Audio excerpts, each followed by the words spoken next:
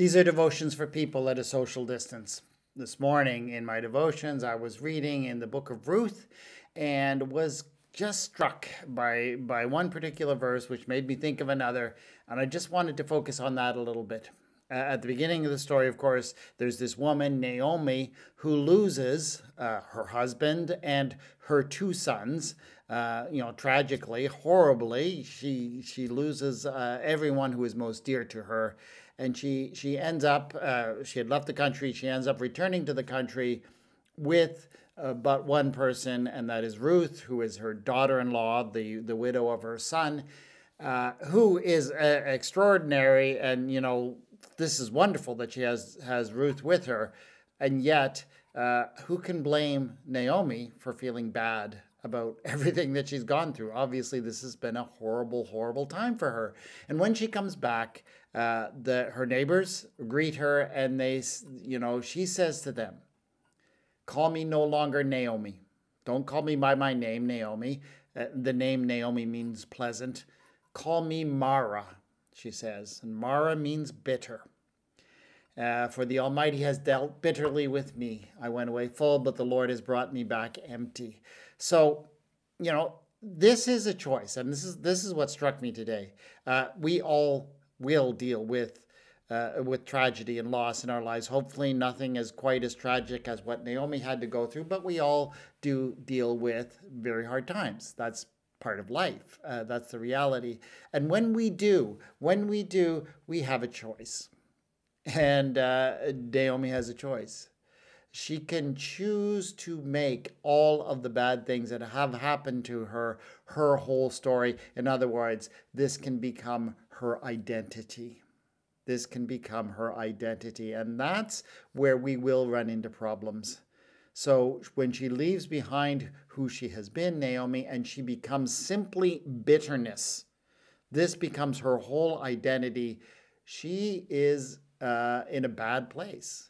And we do that sometimes. When we go through very tragic times, we begin to let that totally define us. And that's where we run into a problem. And that's where Naomi begins in this story, after all that she's suffered. It is fortunately not how she ends. And this is the really other important thing about the story, because at the end of the book of Ruth, which let's call it the book of Naomi, because it's as much about Naomi's journey as it is about Ruth's. At the end, Ruth has remarried to a kinsman redeemer, someone who has brought her back into the family's land, and she has a child. And this child is, and Naomi goes out, to the neighboring children, the neighboring women who, once greeted her, and she told them, "Just call me bitter." And the women in the neighborhood give to this child a name, saying, "A son has been born to Naomi." And then it also goes on to say they called him Obed. But I think the first thing it's saying is this: they gave a name to the boy and called him Ben Naomi, the son of Naomi.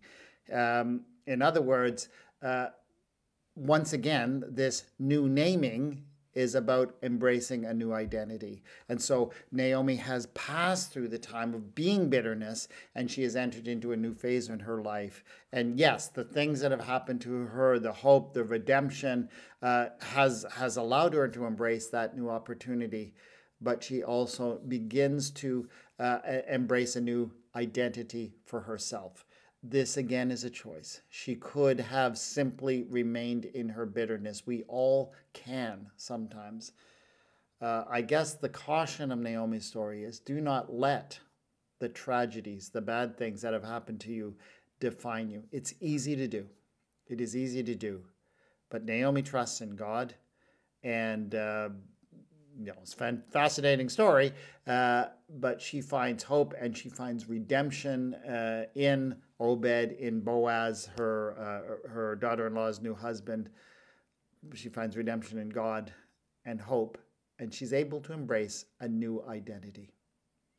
Identity matters. How you see yourself matters a great deal, and I think Naomi's story reminds us of that. Lord our God, when we go through rough times, when we go through loss, when we go through bitterness, let it not define us. Let us turn to you and find hope and redemption and new beginnings, and thank you for that possibility. Amen.